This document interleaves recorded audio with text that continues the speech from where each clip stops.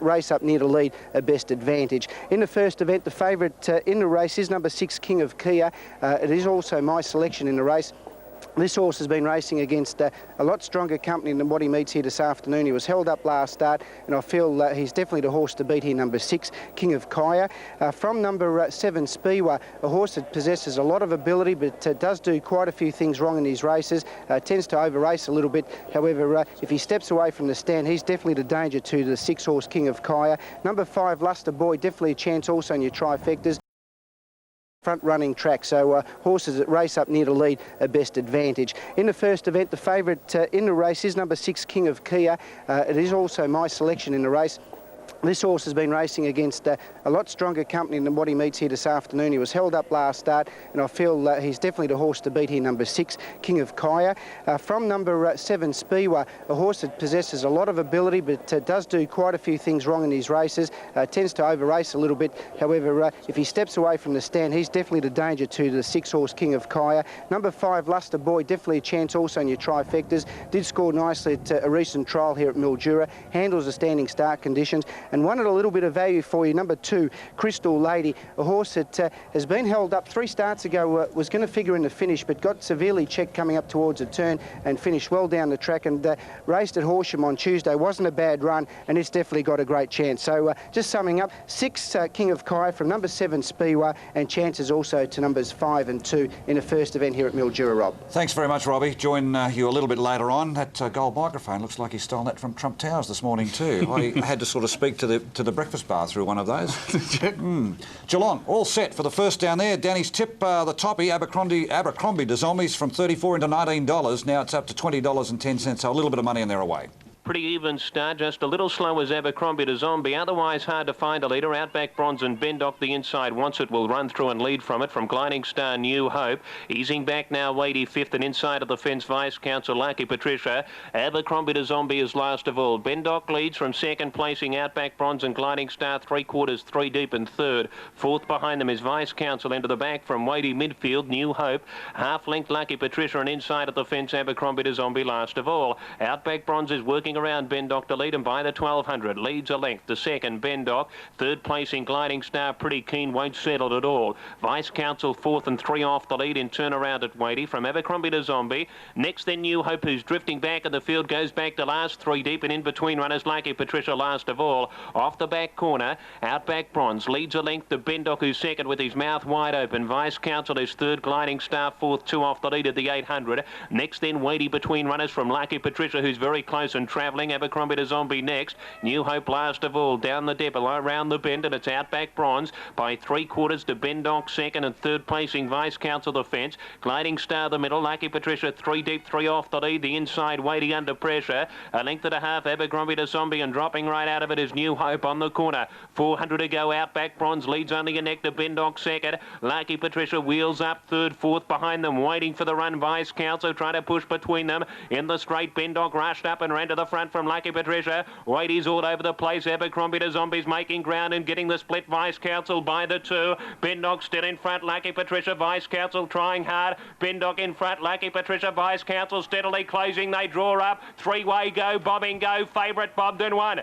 Lucky Patricia by a short half head to Vice Council. Ahead third, Bendock just claimed at the last couple of bounds. Next, Abercrombie to Zombie fairly close, with also Wadey drifting back. Outback Bronze, Gliding Star, New Hope last of all. Well, let's have a look at the replay here. Bendock seeming to have the race at his mercy, but the charges and the swoopers start to come down the middle of the track. On the extreme outside here is Lucky Patricia, is it? And yep. Where's the favourite? Starting to work home down the outside. Brendan Cormack has just jumped Lucky into Patricia's there in the red cap with the white colours, going up to grab the lead. Vice Council in the centre with back on the inside Bendock, and Abercrombie the Zombie proving very hard to ride out over the final stages of the race. Oh, very much so, but a big lump of a horse, and certainly did make up a lot of ground in proceedings. But Lucky Patricia getting the verdict there over Vice Council and Bendock. Yes, well, and, has broken his maiden status. Lucky Patricia, or she I should say, and Toby Bairstow getting a winner down there at Geelong. Good way to start the day. And I'm sure there's plenty of Geelong supporters down there would have probably followed a little bit of an omen bet. Yeah, I think with so. Bairstow. And young Ben Semmler, I think it was, on the top weight Abercrombie to Zombie. He's certainly enjoying a bit of orienteering there on the top weight as it made its way down the straight. So maybe give that one a little bit of a tick. I think given a little bit of time, he's a 4-year-old horse by Prince Drew. He's only had the 3 starts, and just look at him, he just doesn't know at this stage where to put his feet. And each time he steps out in the track, he's just going to improve, I would think. I'm just glad I didn't follow the omen there with Wadey being down at Geelong, old Geelong footballer there, Doug Wade.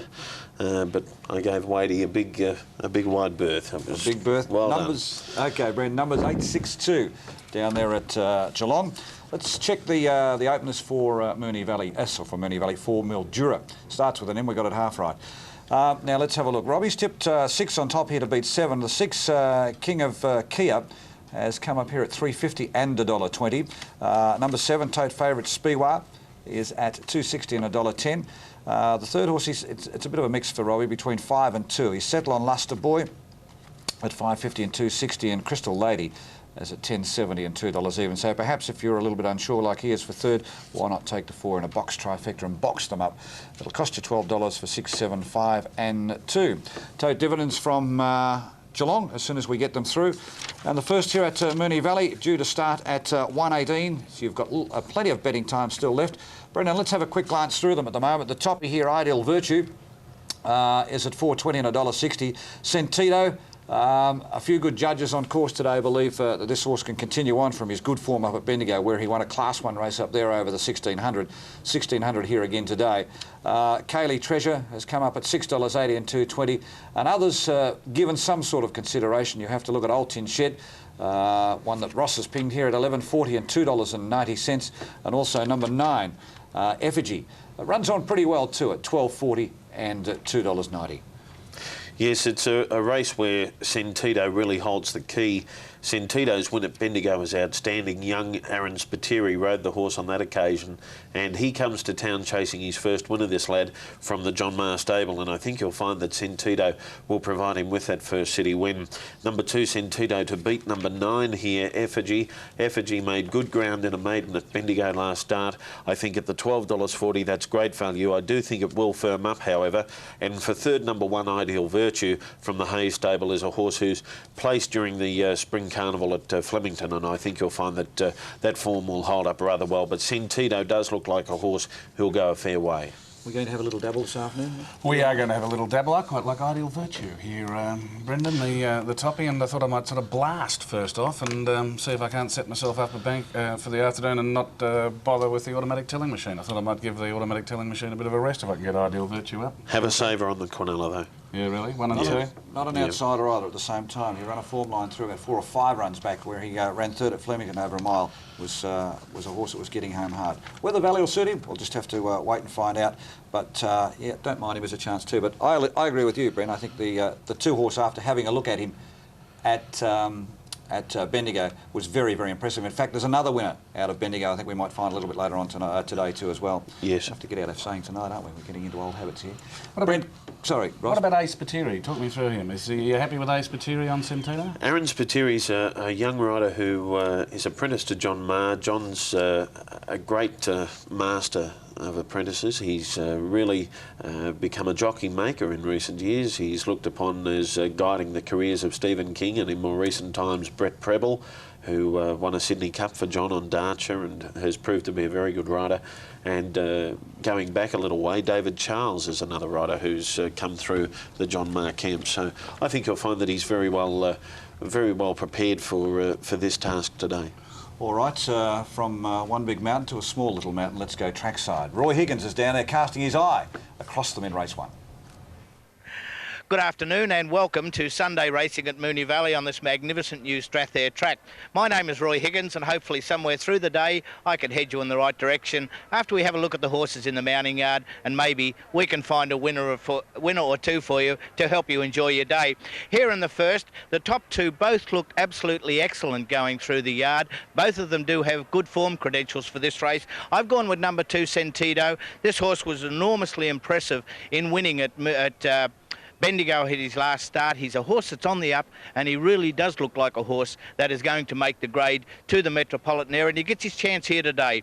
The horse that does have good Metropolitan form is the one, Ideal Virtue. He's a lovely big strong horse by Crown Jester. He has been placed here on this track at Moonee Valley, so you can be assured of a good run from him. One of the lightweight chances I do like here is number 9, Effigy, now in the Pat Highland stables, very well bred by Danehill. I wouldn't be surprised if we get a big run from this horse today. And the other one, number 3, Kylie's Treasure, very impressive winner its last start at Seymour, can mix its form a little bit, but it does look very well. In summary, I think the best 4 chances in the race are the 2, Sentido, 1, Ideal Virtue, 9, Effigy, and 3, Kylie's Treasure. Thanks, Roy. Good luck was the word there from Roy. False start up there at Mildura, so we'll go back there very shortly. 2, 9 and 1 from Brendan, 2, 1 and 9. So the boys virtually picking the box trifecta in their top 3 picks here. Let's have a look at race 2, Brendan, if you'd like to go through and give us your thoughts for the day. OK, in race 2, number 1, Kingston Calling comes here from the Bendigo Carnival. Very impressive scoring there. Has a very good record at 1,000 metres, 4 starts at the trip for 3 wins. I think you'll find that Kingston Calling can break through in town for the Freedman stable today. Tipping it to beat number 4 in the race, Indian Chant. Indian Chant is a horse who's better written off the speed, and with that likely to be the case today, I thought Indian Chant went somewhere into your Cornellas and trifectas. And for third, number 7, Mint Condition. Mint Condition was a winner at Sale and then followed up with a very good run behind Albert Park at its last start. I've put them in as 1, 4 and 7 in the second. All right, come back with your thoughts for the rest of the meeting shortly, Brendan. Up onto the tapes for race 1 at Mildura. It is a stand start. Robbie's tip on top here is the 6 at 2.90, 1.30. Now pressuring for favouritism with 7, 2.10 and $1.70, and that's Spiwa. Second line. Tapes back, away they go. Crystal Lady began well. Jet Set Jody can't hold it, and Crystal Lady's going to pop straight to the lead. Getting away nicely, King of Kaya from the outside of the front. It moves up to face the breeze early. Jet Set Jody settles third. Now Quite Even began like a bullet from the second line and has got up to be running fourth, but back along the inside. Spiwa is inclined to mix his gear just for a stride or two on that top corner, but he's lurching forward.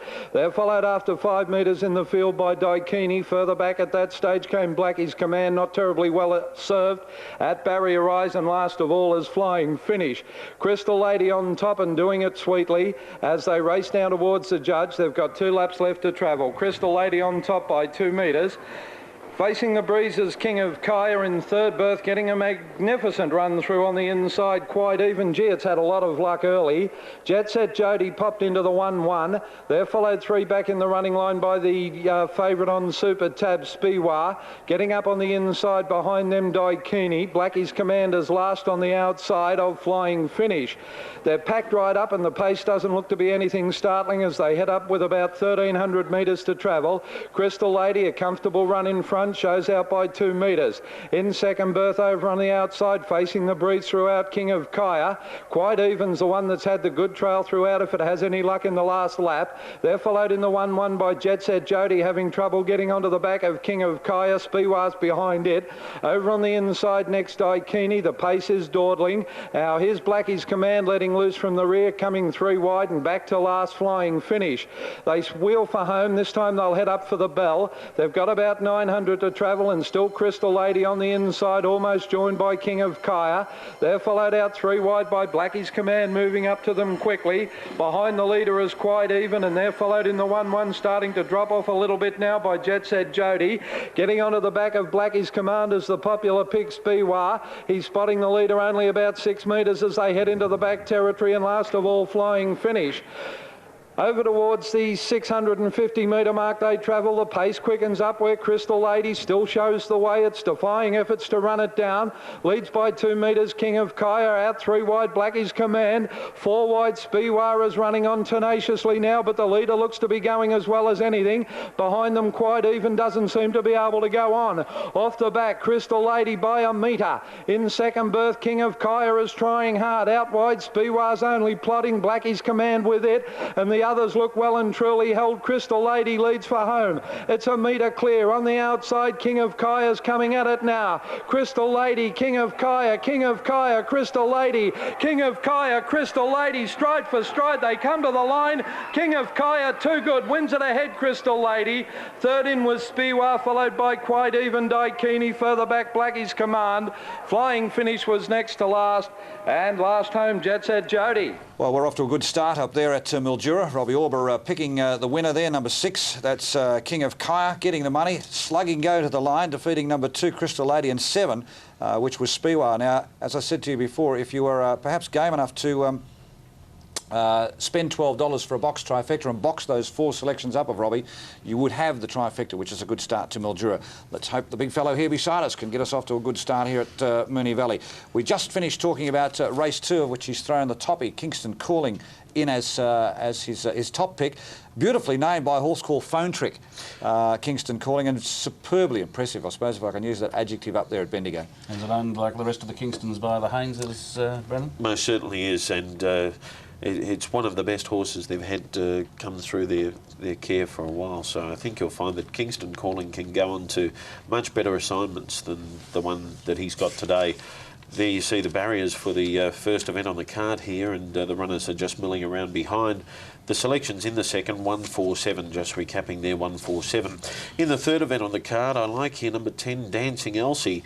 Dancing Elsie has only had the one appearance. It was a 6th at Traralgon back on Derby Day, November 4. This horse ran into Torrey's Jester, was beaten 8 lengths, but on that occasion Torrey's Jester did win by 5 lengths, and I think you'll find that Dancing Elsie will improve tremendously here with the benefit of that performance. And in a very open race, I liked it to beat number 1, Just Gold, and for third, number 7, Pulp Fiction, for all you movie buffs. Pulp Fiction for third, 10-1-7 in the third event. In race 4, number 2, Indy Raj is the selection. On screen at the moment you can see there Sentido in the brown and yellow colours, just gone off camera, and Ideal Virtue there in the green colours with the blue sleeves. They're milling around behind the gates. Indy Raj is the selection in the 4th race. Indy Raj ran in the Bendigo Cup, made a mid-race move, was taken on far too early, I thought. Much better suited getting back in the field and running on saved for one of the last runs at them. I like Indy Raj today with Patrick Payne aboard to beat number 7, Chesham, and for third, number 11 in the race, which is a horse called Tactics. Tactics ran 4th on Melbourne Cup Day on a heavy track, not suited there, and will be improved by that performance. All right, let's have a look at the totes here. Horses milling around behind the gates over there. For the first, it's Moonee Valley this afternoon. 2.30, 1.20 here for Sentido. Opened up at about $2, $2.10, so just drifted fractionally, so there's a little bit more value there for you. Any other market moves? Ideal Virtue at $3.70 and $1.40 has been kept fairly safe, Brendan, and good value for the rest of the field with Kaylee Treasure, not without a chance also. Races pretty well fresh and has got the informed jockey on board too in Rod Griffiths. We've just seen a move in the last roll of the figures there. Number 9, Effigy, has just firmed from $11.20 into $9.90 in one roll of the screen, so I think you'll find that number 9, Effigy, is going to continue to firm up in the dying minute of betting. Used to race under the name of Sidehill, Effigy, and as I mentioned to you before, Brendan, is a horse that really likes to run on in his races. And here's one for Hawthorn supporters. On the screen, I was just about to say on screen, that's the favourite. Oh, no, don't tell me now. That's Aaron Spiteri there with number 2, Sentido, racing in the Jack Eastgate colours there of the gold with the brown stripes and cap. Well, Jack, I suppose came to fame through Bozan as an owner. Jack's had several very useful horses over the years, and just a gentleman in the sport too, very much admired man. So Jack's certainly got another smart customer here. I think Bozan won a Canberra Cup, if I recall correctly. No, it wasn't a Canberra Cup. It was should have won a Caulfield. It won a race at Canberra, in which he beat Bone Crusher from memory. It was a race before the Queen, I think, from memory. It was actually the first occasion that the Queen was manhandled by an Australian Prime Minister. That's right. Bob Hawke was sitting next to the Queen. He got very excited and sort of... So did the Queen, apparently. I think she backed the winner. Yeah, of course, and she needs the money. Exactly. 2:40, 1:20, gentlemen, here for Sentido, and we have a look at number 9, just starting to shorten in further. That's Effigy. Young Sam Hyland on board, and I had the chance up at Bendigo to congratulate Pat for the first time on his great win, of course, over the Cup Carnival. More celebrities in the crowd. Who can we recognise? I think there's too many familiar faces. Or is that model on the right-hand side there? On the right-hand side is clearly Linda Evangelista. I thought it was, yes. Who's managed at last to shake off Kyle McLaughlin and send him packing back to wherever he comes from, so she can have a bit of fun here in Melbourne. And I think that was Nicole Kidman she was with. So, all right, we're all ready for the first. This is Moonee Valley Asian Festival Handicap over 1,600 metres. The favourite Sentido, number 2. Light on, racing now. Sentido's come out okay on the inside. Old Tin Shed Effigy just drifting back a little, and Best Notes working up with Domier, Kaylee Treasure. Then comes more Luskin back along the inside of it, then drifting right back through the field was Effigy. Last of all, Watch My Style and Ideal Virtue is second last as they work into that bottom corner. 1,250 metres out. No pace on Best Notes, joined by Domier. Easing back to third, 2 lengths away Sentido. Another 2 to Kaylee Treasure out deep. In the centre, Old Tin Shed, and hunting up on the inside next there was Effigy. A length further back in the field as they work off the back was Costly Wave. At the head of the others then 2 lengths away is Ideal Virtue with more Luskin, and last of all a length away is Watch My Style. Domier takes a clear lead past the 850 metre mark, out by 2 to Sentido, who comes away from the rails now to get to second. Best Notes is over on the inside, 2 lengths Kaylee Treasure. A length further back Effigy on the inside. Another length away Old Tin Shed, 2 to Ideal Virtue now being asked to go from Costly Wave. Well back more Luskin, and last of all is Watch My Style. By the 600 metre mark, and Sentido is swept up on the outside to take the lead from Domier, who's gone. Getting into third place in Kaylee Treasure with Old Tin Shed making ground on the inside. Effigy getting away from the inside and then being checked a little. Ideal Virtue, Best Notes. Kaylee Treasure drifting back, but at the 250 metre mark on the turn, Sentido clear. Out by 2 lengths to Old Tin Shed. Effigy now into the clear, running on from Ideal Virtue, and well back Domier, Best Notes around the corner, and Sentido in front here. Ideal Virtue is coming quickly on the outside. It raced up to Sentido, and in one stride went straight past it. Effigy over on the inside, then Old Tin Shed, but Ideal Virtue comes away to score a very, very easy win in the first by 2.5 to Effigy and Sentido. Next in then Old Tin Shed, followed by Costly Wave. Back with it was more Luskin, Domier, Best Note, second last Kaylee Treasure, and Watch My Style has run last. Well, Sentido, I would think probably, Brendan, to sum it up, didn't look all that comfortable in the ground. Travelled beautifully up the side, what we refer to as the school. But here come the swoopers down the outside. And as I said before, Effigy is a horse that loves to run on. His third at 15 at Bendigo showed that he wanted a little bit more ground. Cowan was a good winner that day up there. And this has certainly been a good ride here by young Sam Hyland. Not Sam Hyland, I should say. Joe Bowditch. Joe Bowditch, I should say. Peter Hayes, the topic getting the verdict here. Yeah, Sentido just not comfortable in the ground. That's probably the easiest way to sum it up. He just looked very awkward, Rob. Coming down the side, he was left in front quite early. Then coming to the home turn, he had a tendency to want to get his head up. He wanted to get away from the rail. I just don't know what it was about it that left him this way. You'll see here, he's away from the fence at the moment. The jockey's going for the lick of his life. He's about to produce the whip here, Aaron Spiteri. Trying more so than any, I think, to keep the horse closer to the rail. I don't quite know what's prompted this sort of action from him. You're getting great shots here at the moment. Sentido's in front with the white face. Coming at him, Old Tin Shed. Then out wider, Ideal Virtue. And back nearer the inside is Effigy in the blue colours with the white cap. You'll see here, Old Tin Shed got half a prat there, but Ideal Virtue's come away, and Joe Bowditch getting his first winner. He's an Adelaide-based apprentice with Peter Hayes. And a fine performance indeed by Ideal Virtue to score. And bless his little heart too. Very exaggerated galloping action that Sentido had, didn't it? The favourite looked like it was pulling Charlton Heston in Ben Hur, didn't it? just a little bit. Didn't look at all comfortable. I'd say reserve your judgment on this horse today. I wouldn't say that you've seen the best of his ability this afternoon. All right, coming back to scale in the familiar colours of the Hayes camp, and the Sangster colours there with the green, the blue sleeves, the white cap with the green spots. They've been carried to victory in places all over the world. And that's an interesting example again of the new pattern of racing at Moonee Valley, don't you think? That was a fairly patient ride by Joe Bowditch on Ideal Virtue. In the old days, you would have thought he would have had no hope of catching him. Certainly. I shudder to think there was a horse used to race here called High Production. He used to come with a sweeping run from last, one of the few horses I think that was capable of doing it around the valley, and goodness, he won a great many races here back in year getting back before I was born, but I've heard about it through my father and different others. But I tell you what, he'd win a few races here now with the way you're able to run on here with the camber of the track. It's absolutely fantastic. As I was about to say, we can call them the Hayes colours too, because even though it is Swettenham stud, Colin Hayes is a part owner of this horse and managed, of course, by Mr. Robert Sangster. Again, another little battler whom you referred to yes, beforehand. It's always, we had Dan Malicki saying it's always a good sign when you bump into the trainer on the way into the track. I think it's also always a good sign when the trainer decides to keep a little part of the horse for himself.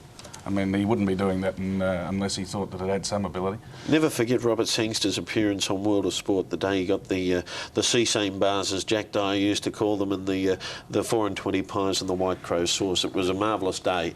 One of the great memories of World of Sport, I think. Yes, I had a story about Robert Sangster when he was out at the Cup once. He was at the Hilton and he ordered a bottle of champagne, some Cormac vintage or something, very special French vintage. And the waiter said, "Oh, sir, you realise that is $500 a bottle?" And he said, "Really? I'll have 2 then." Winner back to scale here for the first at Moonee Valley, and Ideal Virtue, as I said before, Bren, really running a form line back through his last run in the Moe Shandon over the 1400 at Flemington. Signalled he wasn't far away. That was back on the 9th of November. But the run that took my eye was back on the 6th of May. And that was when he ran 3rd of 12 at Flemington. Showed then he's a horse that is looking for a little bit of ground. Indeed it did. That was in the Spring Classics preview, and Zuccarino was another who performed well during the carnival without winning in races behind Peep on the Sly. So that form has stood up from that particular race. There you see Joe Bowditch giving Peter Hayes, who's in the middle, Adam Sangster on your right-hand side, and also Gary Fennessy Foreman in Melbourne for Peter Hayes on your left. Gary, a bit of a rundown. Little trivia question for you. How long has Gary Fennessy been foreman for the Hayes camp? Goodness me, you're going back quite a few years. I'd say he's been in the chair well over 10, probably 15, as far as Melbourne goes. But yeah, it's quite a while, and you seem to take it for granted, really. But Gary's been a tremendous supporter of the stable, running the Melbourne end of the operation for firstly Colin Hayes, and then David Hayes, and now Peter Hayes. And Gary knocked back a trip to Hong Kong for the international races coming up in a fortnight's time. He's actually let that trip go to one of the strappers for the stable, one of the staff, Gary Coyne, who's of course the strapper with Jean. And we don't see any explanation as to why we don't see Pat Layla there today. Is he doing a stand-up season at the Comedy Store? Is that why he's not here this afternoon? Might be fishing for Barramundi somewhere up in his other brother's gone fishing this weekend, so it might be a bit of brotherly love, a bit of brotherly bonding going on. It could be a truce weekend. They could be out in the boat both together. I just hope if it's Jared's boat, he put the bung in for Pat. I hope if it's Pat's boat, let's have a look and see if there's a protest here, because I think you'll find the 4th horse got a little bit of a prap. But whether there's enough ground, we'll just have to wait and see as we just wait here for. It's young Andrew Payne there on the 4th horse. Yes, there's the siren. The unmistakable. So we will have a protest in the 1st, and it'll be 4th against 3rd, and we'll give you those interim dividends very, very shortly for you. Do you get knocked over just by have to the take them winner, off the screen here at the moment. I think so. $360, $1.50 here for the winner, $2.20 for second, and $1.20 for third. But hold all tickets at the moment. Quinella $11 and Trifecta $73 for those numbers at Moonee Valley. Many of our viewers will be hoping that the Trifecta numbers don't alter, because $73 is a great dividend. Roy Higgins and myself, we've boxed that Trifecta in our selections for the first, so $73 is a good start. Let's take a break. From Moonee Valley, live this afternoon, we'll be going back down to Geelong and Mildura with racing right around the state.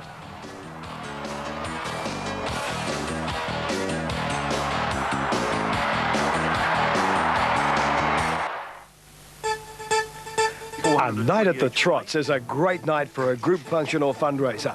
Social clubs, sporting clubs, a family get-together, or even an intimate dinner for a small group. In fact, for groups from 2 to 800, it's great value. There's a wide range of packages, from exclusive dining boxes to lavish smorgasbords. Call Pat on 9370 4000 for all the details. Harness racing, now that is big. I'm being hooked up to this lie detector at Jefferson Ford. If I tell any lie, you'll hear a buzzer. I'm doing these ads because I highly respect Jefferson Ford. I'm a mate of Simon Jefferson. I need the money. Here's the most exciting news you'll ever hear. Some good news. Some news. Jefferson Ford gives a minimum trade-in of $5,000. $5,000 minimum trade-in. See, I always tell the truth. $5,000 minimum trade-in only from Jefferson Ford, the greatest car dealer in the free world. Jefferson, Jefferson, Jefferson Ford. Don Bradley, greatest batsman the world has known. Australia's cut for as well clear of and teammate